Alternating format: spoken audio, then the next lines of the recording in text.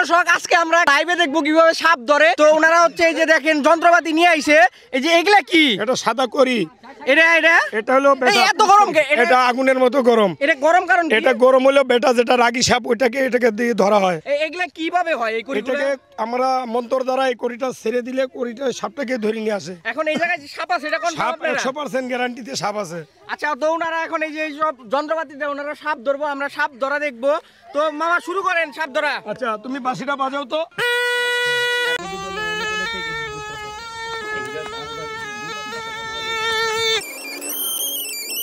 One eternity later. সাপ আছে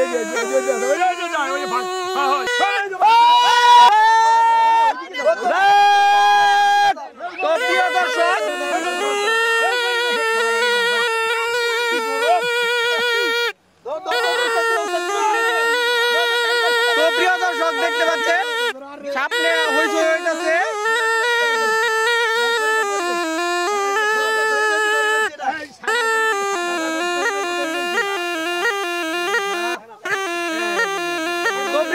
এই হচ্ছে সাপ।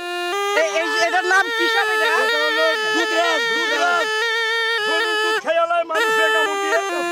বাক্সে পড়েন একটু কথা আছে। তো প্রিয় দর্শক এই যে হচ্ছে সেই সাপটা ধরলো, প্রায় 1 ঘন্টার মতো বাঁশি বাজাইলো, সাপটা ধরলো আমরা দেখলাম।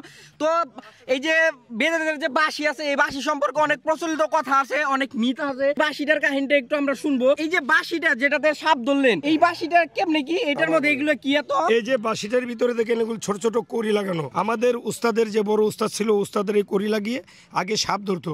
তারপরে আমাদের শিক্ষা দিয়ে ট্রেনিং দিয়ে এগুলি দেখাইতেছে, এর মাধ্যমে আমরা সাপ ধরি। আচ্ছা এটা তো কি সাধারণ বাঁশির মতো শব্দ হয় না? এটা সাধারণ বাঁশির মতো না, এটা তো বিন বাঁশি বলে, অনেকে বিন বাঁশি বলে। একটু ঘুরান দেখি। এই যে এই জায়গায় এই জিনিসটা কি? এটা সোনার, অনেকে নাগমণি বলে। সোনার নাগমণি। তাহলে এটুকু কতটুকু সোনা? এখানে তো অন্তত প্রায় 2-2.5 ভরির মতো হবে। এটা গলাইয়ে একদম ছেঁচাইয়ে আমাদের পূর্বপুরুষরা বানিয়ে রাখছে। আর কি কি দিছেন এই জায়গায়? এর ভিতরে করি আছে, চালানি করি, তারপরে একটা নাগমণি আছে পাথর। একটু বাজান দেখি।